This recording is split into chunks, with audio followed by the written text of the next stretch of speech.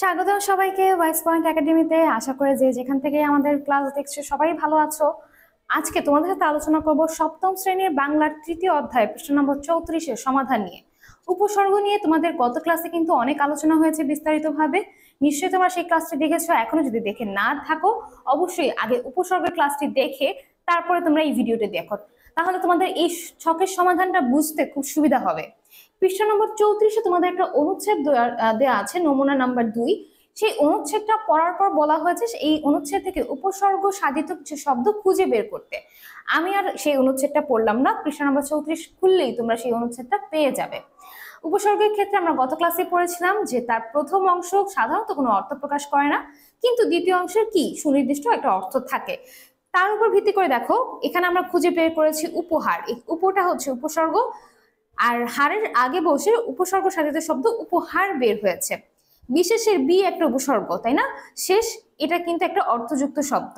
তারপর নি এইটা হচ্ছে একটা উপসর্গ, সন্দেহের আগে বসে নিঃসন্দেহে নতুন একটা শব্দ গঠিত হয়েছে। উপভোগের উপ একটা উপসর্গ, ভোগ শব্দে অর্থযুক্ত একটা শব্দ, তার আগে উপ বসে একটা উপসর্গ সাধিত শব্দ উপভোগ বের হয়েছে। ঠিক একইভাবে চেনা শব্দের আগে অ বসে অ উপসর্গটি বসে একটা উপসর্গ সাধিত শব্দ অচেনা। একইভাবে জানার আগে অ বসে অজানা, পরাজয়ের আগে জয়ের আগে পরা বসে নতুন উপসর্গ সাধিত শব্দ গঠিত হয়েছে পরাজয়, যেখানে জয় কিনা একটা অর্থযুক্ত শব্দ।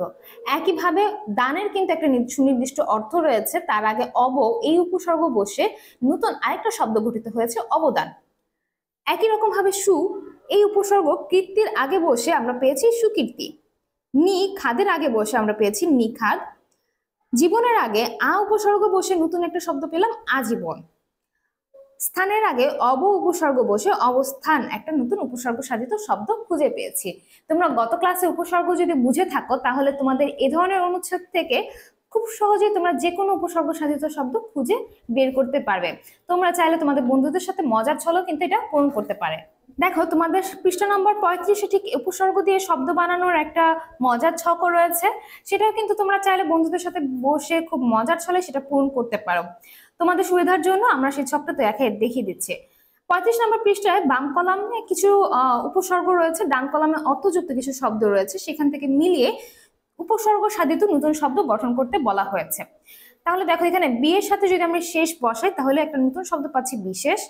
স ফল, ফলের আগে স বসালে সফল পাচ্ছি। খেয়ালের আগে কু বসিয়ে কুখেয়াল বা অন্য আরো স হতে পারে। যোগের আগে সু বসিয়ে সুযোগ পাচ্ছি। কারের সাথে বে বসিয়ে বেকার একটা নতুন উপসর্গ সাধিত শব্দ। কালের আগে অ উপসর্গ বসে নতুন একটা উপসর্গ সাধিত শব্দ অকাল পাচ্ছি। গ্রহর আগে আ বসিয়ে পাচ্ছি আগ্রহ। জয়ের আগে পরা বসিয়ে পরাজয়। জন্মের আগে প্র বসিয়ে প্রজন্ম। ঠিক একইভাবে বৃত্তির আগে উপ বসিয়ে উপবৃত্তি। এই ধরনের নতুন নতুন শব্দ আমরা তৈরি করতে পারছি।